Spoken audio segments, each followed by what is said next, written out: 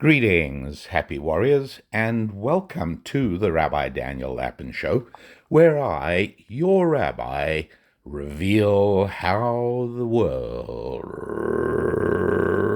really works. And I remain equally and as solemnly dedicated to reminding you that the more that things change, the more we need to depend on those things that never change. And one of the things that is never going to change is that at the time of my preparing this podcast, Jews are lighting Hanukkah candles for 8 successive nights. And so, for instance, the fourth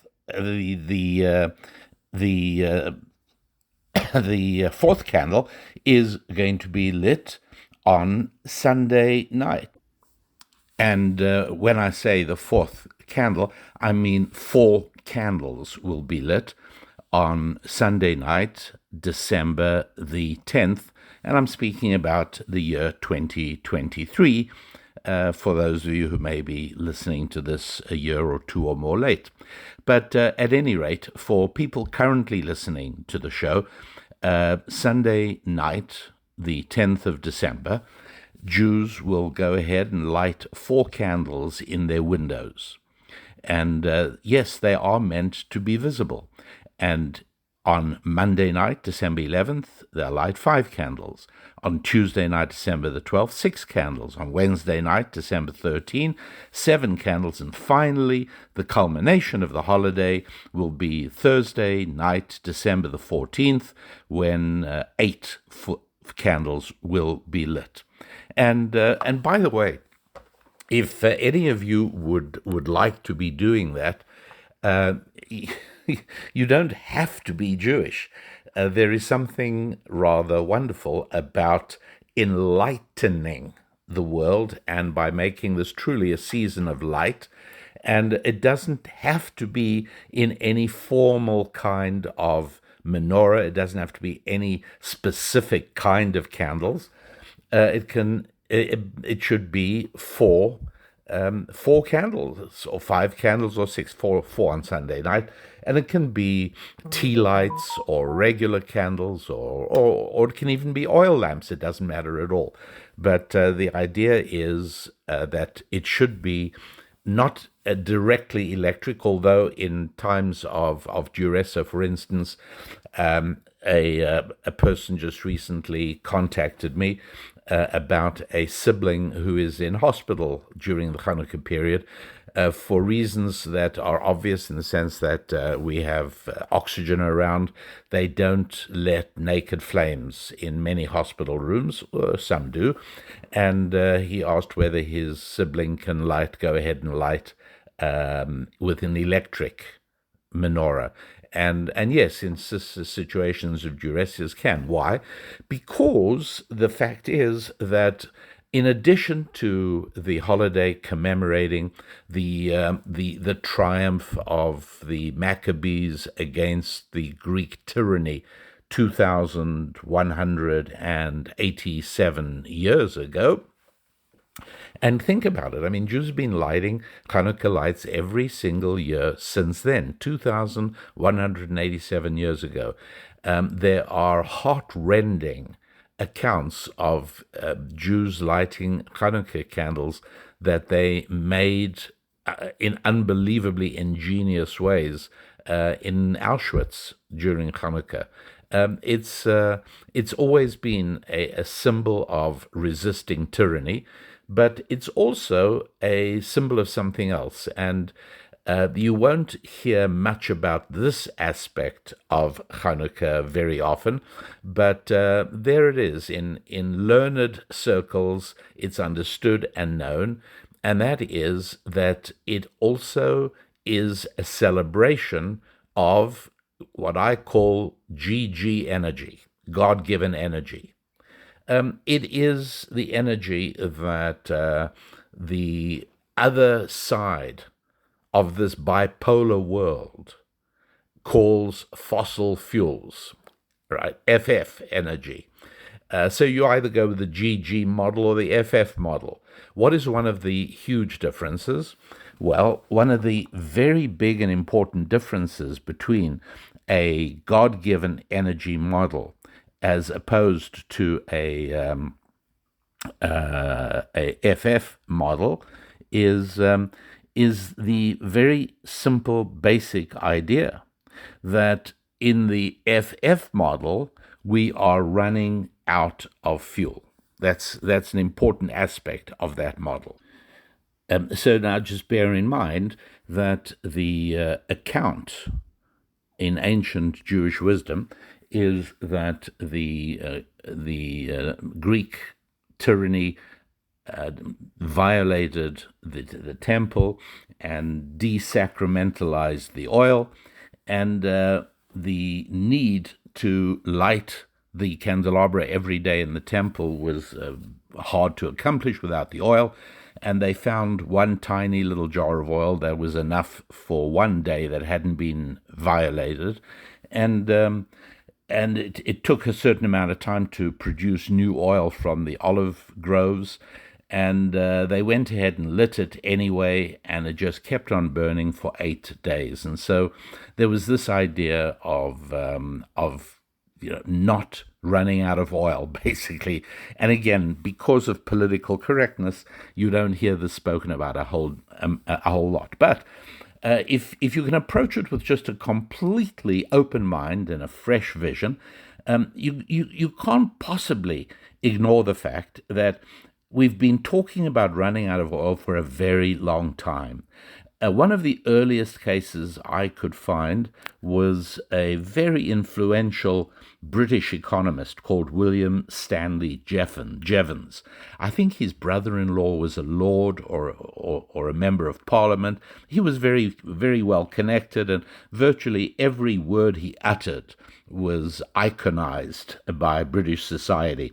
And he wrote a book in 1865 called The Coal Question, an inquiry concerning the progress of the nation and the probable exhaustion of our coal mines.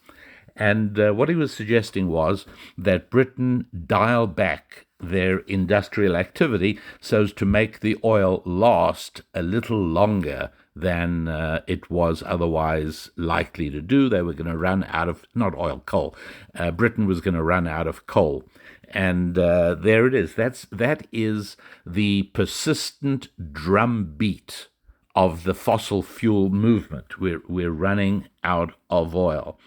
And I don't have to tell you that Britain could still operate entirely on oil if they hadn't switched, excuse me, I keep saying oil, I mean gas, coal. They're still able to mine coal. There's plenty of coal left. They never dialed back on industry. What they did do is they eventually switched from coal to oil, and from oil to natural gas, and they're using all those examples of, that's right, fossil fuels, exactly. And that is something that is not clearly understood at all.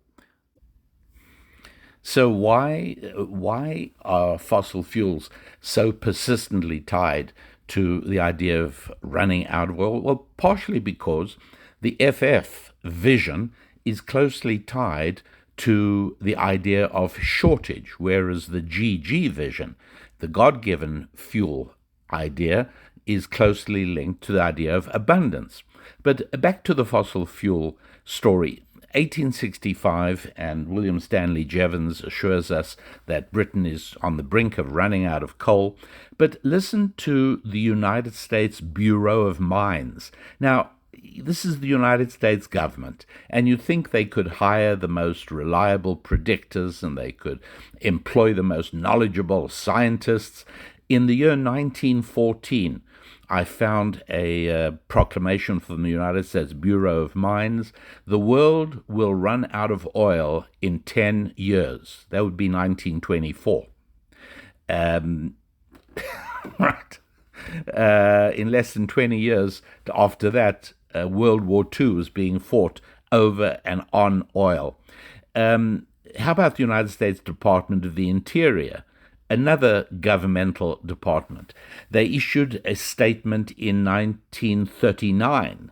The world will run out of oil in 13 years. Now, that was already 25 years after the United States government said the world will run out of oil in 10 years' time.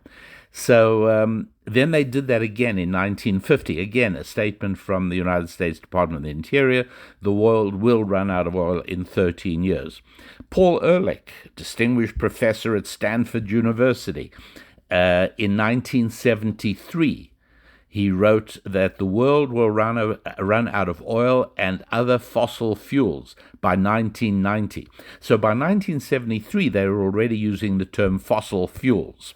And in 1973, he writes, and is widely accepted, the world will run out of oil and other fossil fuels by 1990. Paul Ehrlich again, when apparently we hadn't run out of oil in 1990, and by the way, by 1990 we were actually extracting more oil per year than we had been doing in 1973. Paul Ehrlich came back again. Remember, in 73, he predicted no more oil or coal or gas by 1990. Well, in 2002, so that's 12 years after the expiration of his last deadline, he then said the world will run out of oil in 2030 and other fossil fuels in 2050. So he's being a lot more cautious now, but it's a prediction after another.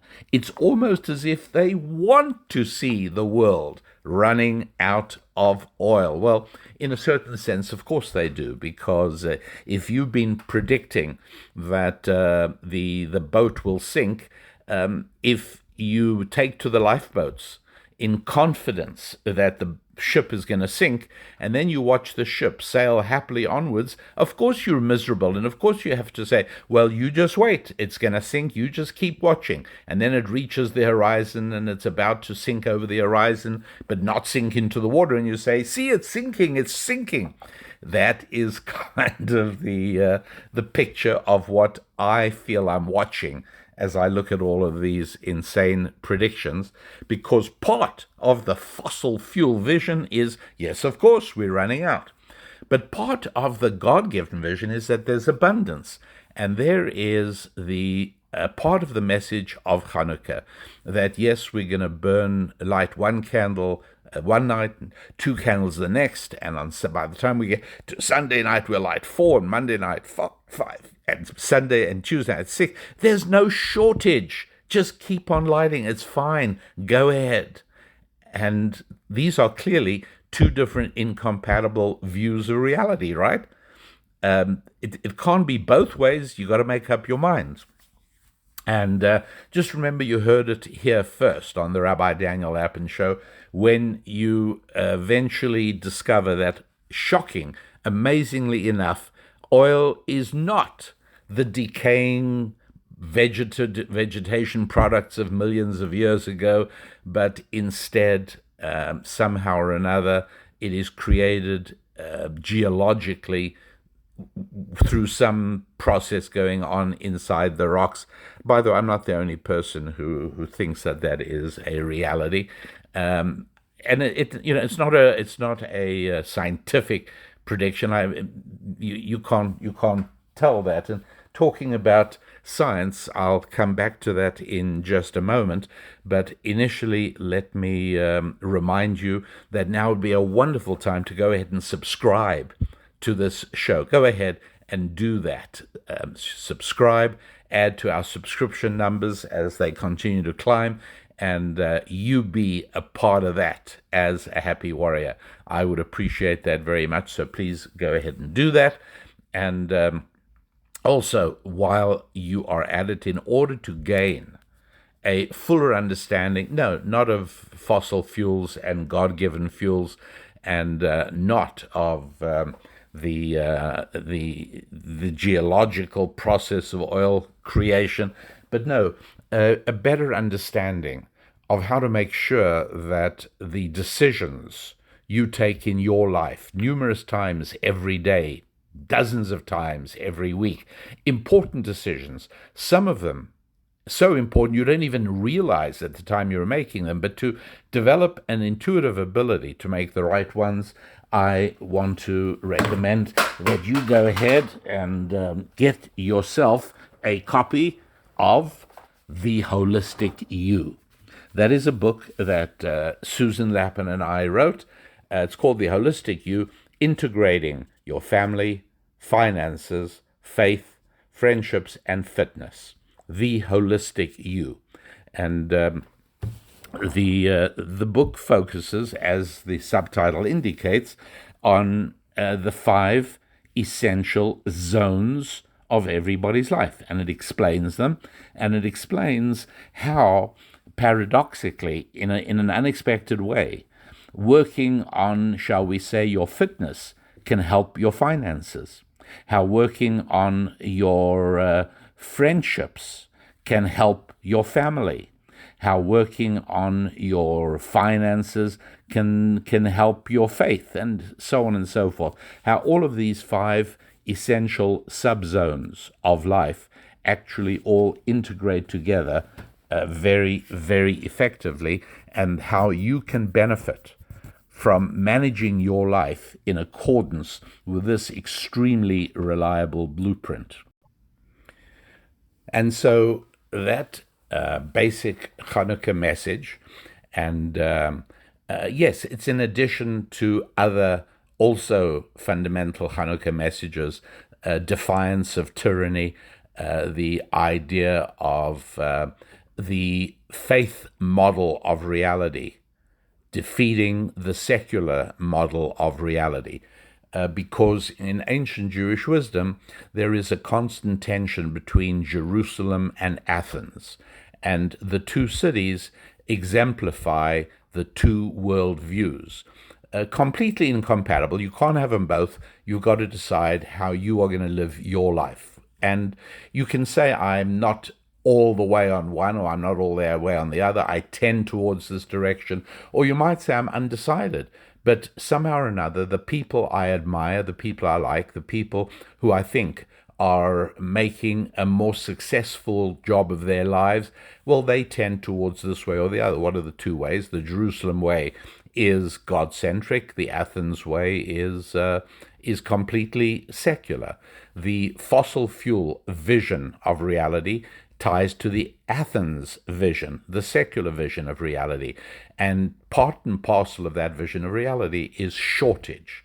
Okay, not surprisingly, societies that have been operated on a secular tyrannical model, otherwise known as communism, or if you want me to be polite, socialism, or if you want me to be really, really polite, progressivism, or wokeism. But societies that have been operated on that basis have never succeeded in building effective economies.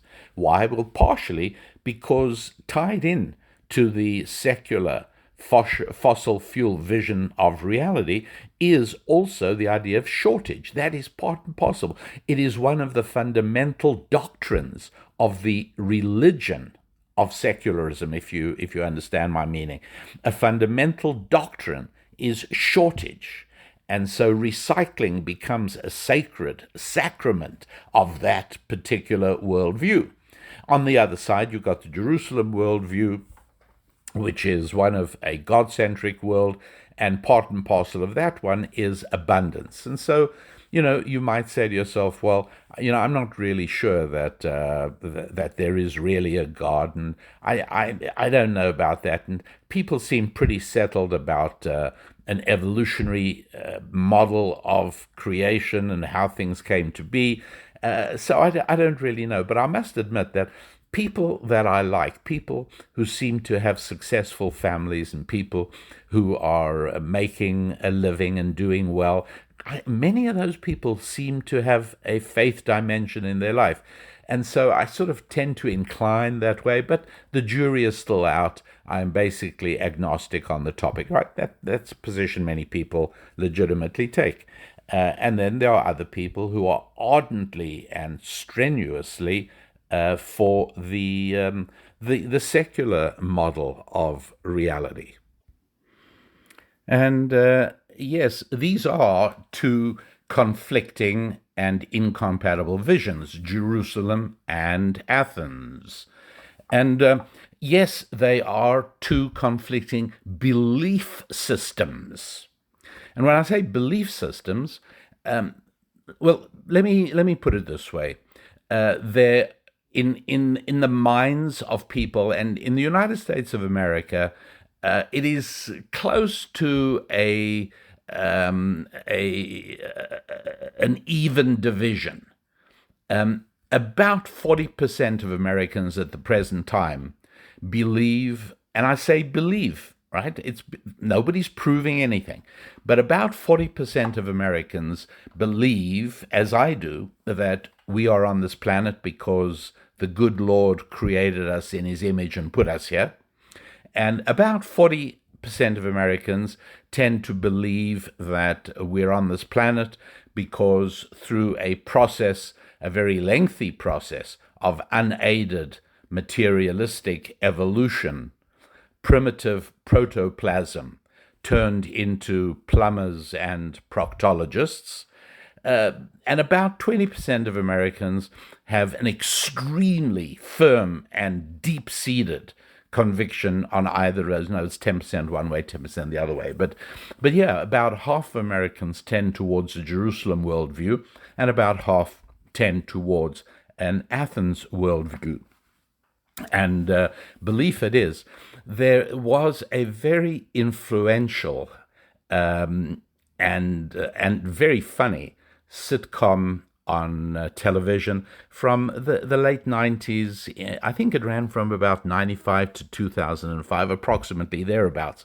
It was called Friends, and I've often alluded to it because it did have an enormous impact on American culture and possibly elsewhere in the world as well. It had a very strong impact. And it spoke about six friends who shared life together on the Upper West Side of Manhattan. There were three guys and three girls, and they were friends. And I've alluded to aspects of the show in the past. It was very cleverly written. No question about it. Very, very cleverly written. And, some episodes were better than others, and I'm not an expert on the show by any means, but while acknowledging that it damaged the culture, I myself know of a couple of young women and young men who really did decide to sort of shape their lives on the values they imported from the show called Friends. Now, in one of them, one of the girls, who's the sort of sweet, kind-hearted, slightly ditzy girl, and her name is Phoebe, and one of the other ones is a guy called Ross, and he works as a paleontologist. He is a scientist.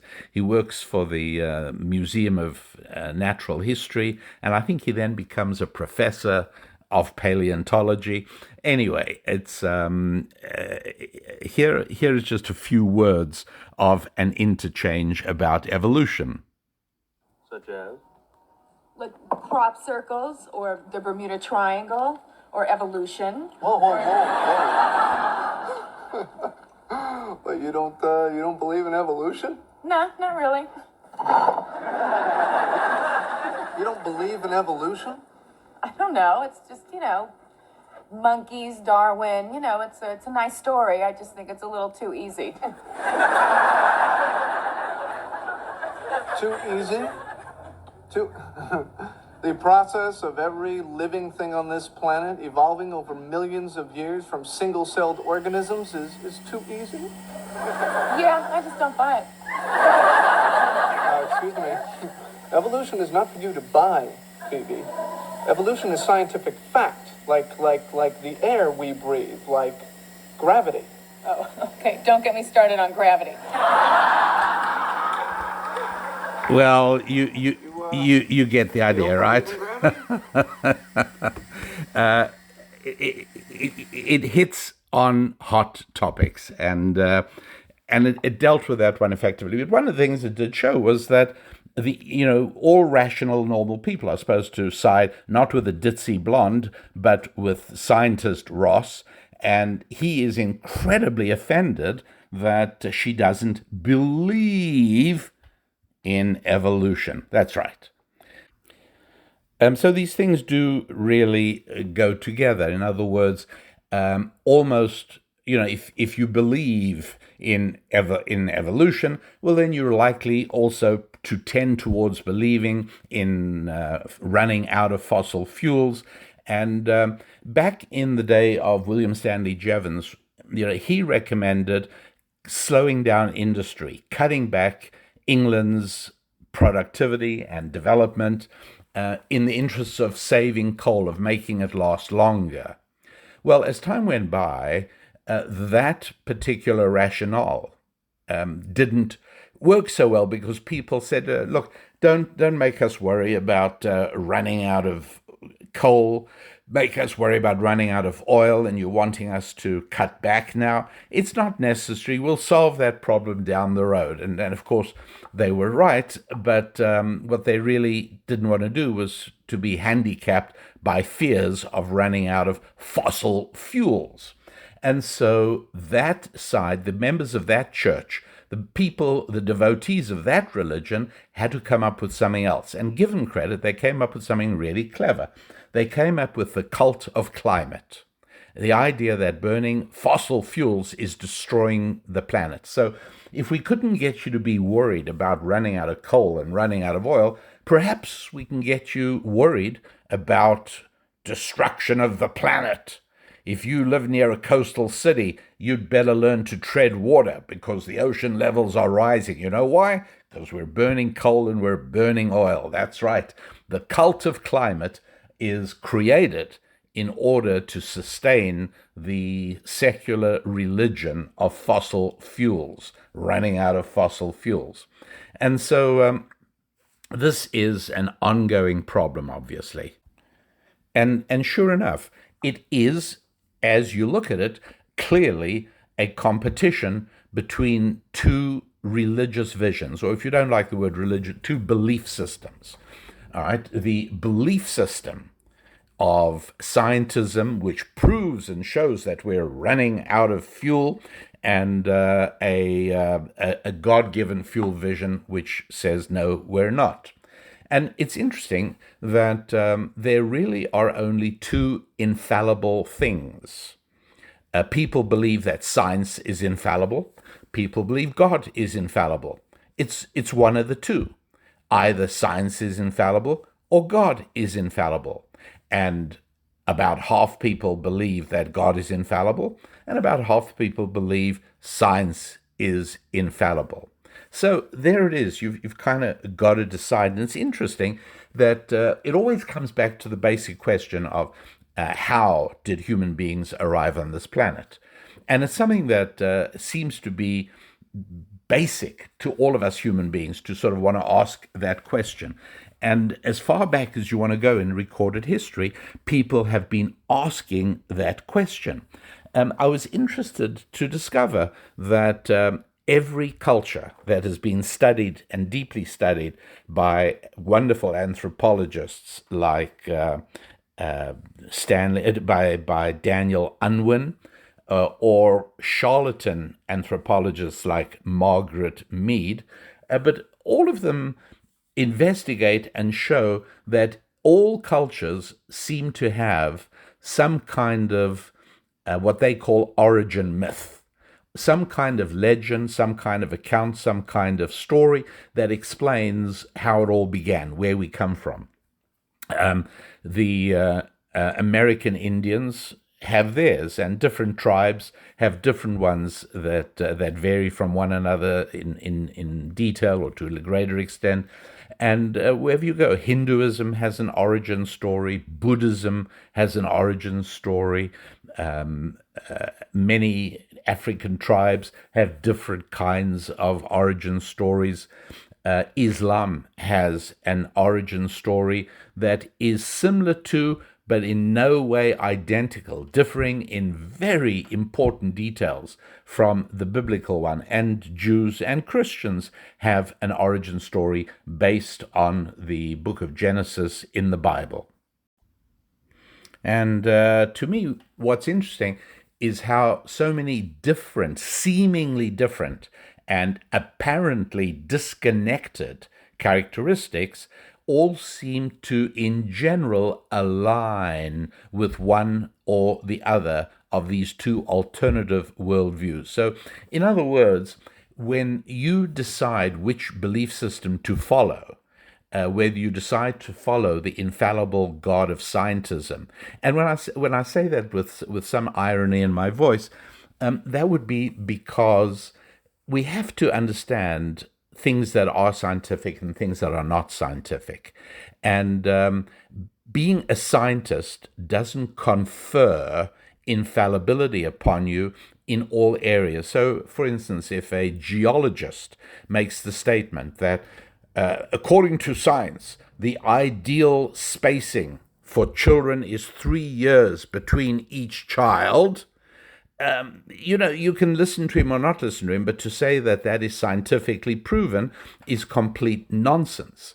And so, in the same way, let me say, the thing about science is it has to be reproducible and it's got to be falsifiable. In other words, you've got to be able to, if you state something scientifically and say, I have proven it, then other people have got to be able to follow your proof and be able to do it as well. And for this reason, one scientific belief system, or one scientific conclusion after another has been invalidated by further research and by further progress. This is always the way of science. But when people say, 6 out of 10 scientists believe in global warming, it doesn't mean anything. And, it's obvious why it doesn't. And if it isn't obvious, you can research it and you'll see for yourself. It's equivalent, as I say, to an electrical engineer saying that people should, it's been scientifically proven that people who live together before marriage have more successful, durable marriages. By the way, actually, the opposite happens to be true to whatever extent you can say scientifically, but to whatever extent you want to rely on surveys and studies and analyses and data and statistics. It's actually the opposite. But bottom line is, science is something that can be reproducible. And when Ross told Phoebe evolution is a scientific fact, no, it isn't actually. It is the only explanation for how we got to this planet, provided you exclude a God vision, a God-centric vision. If you are completely open, if you genuinely have an intellectually open mind, then it's not the only way. But the idea that it is scientific is simply not true. Science means you can prove it. No, it cannot be proven. It can be shown to be a possible explanation in the absence of God. That's the best you can say for it. In exactly the same way that there's no way to prove the God view. All you can do is go through life, keep your eyes open, and arrive at which is the most likely to give you a better life. Which belief is most likely to give you a better life? That's what you really have to ask yourself. And that's what people do. Free world, free country, free belief system. Everybody can do what they like. But we do have to recognize that the two infallible gods in the world are God and scientism. I don't say science because science is a tool, and a very effective tool. But like any time you misuse a tool, like putting a walnut on a glass table and then using a sledgehammer to crack the walnut, when you use the wrong tool for the job, the results are, shall we say, not pretty. And so that is true as well. If one uses religion to decide how to wire one's home, or we use religion to try and determine the safety factors needed for the containment of radioactivity in a wonderful nuclear power station, that's a wrong use. clearly, that's in exactly the same as the other way around, wrong usage. And that is these are some of the things that I've been thinking about as Hanukkah arrives, and I realize that yes, the basic lessons of Hanukkah that every Jewish person who goes to Hebrew school as a kid learns and heard about, and some people are drawn to the attractive feature of this was a military victory of the Maccabees against the vastly superior Greek army. This shows the effectiveness of guerrilla warfare. And, okay, that's one lesson that came out of Hanukkah's story and the events of Hanukkah 2,187 years ago. For other people, it is, and this is a central part, the triumph of faith. This is the triumph over a God-centric view of reality over the Athenian secular vision of reality. And all of these things are true, as is the oil message of Hanukkah, lighting an additional oil-burning device each successive night of the 8-day festival of Hanukkah to signify, yes, we can use more oil next year than we used last year. We can use more fuel. That's just fine. And yes, it is in fact very easy to show the huge, dramatic increase in human welfare since the world started using energy sources that are really effective, like coal and then subsequently oil. If you actually plot the decline of poverty, and real poverty, not reduced to how many dollars a day the average person earns, but reduced to the number of people who worry about their next meal or where they're going to sleep tonight, that figure took a dramatic turn for the better as the world moved into oil. And it's not a mistake. It's not an accident. It's not a coincidence that the governor of the state of Michigan just recently put out a bill that I believe is passed, committing Michigan to zero fossil fuel usage by a very early date. And there's no question that this is going to cause huge economic hardship to Michiganders, as people who live in Michigan are called. And at a certain point, people will begin to notice that. In California right now, people are paying typically double on their energy bills than they need to because of the insistence of Governor Newsom and successive Californian governments to not only believe in the fossil fuel vision of reality, but to act very aggressively on it. There are real costs associated with that view. Poverty and shortage is associated with a secular, godless view of reality, and abundance and prosperity is more associated with a God-centric view of reality. At any rate, I will leave you now to go and get ready to light my Hanukkah candles, and I wish you all a very joyous festival of light, season of light, a Merry Christmas for those of you celebrating Christmas, and a joyful Hanukkah for those of you celebrating Hanukkah, and for everybody lighting candles, bringing more light into the world, and developing and promoting and advocating for a wise view of reality, one that really shows how the world really works.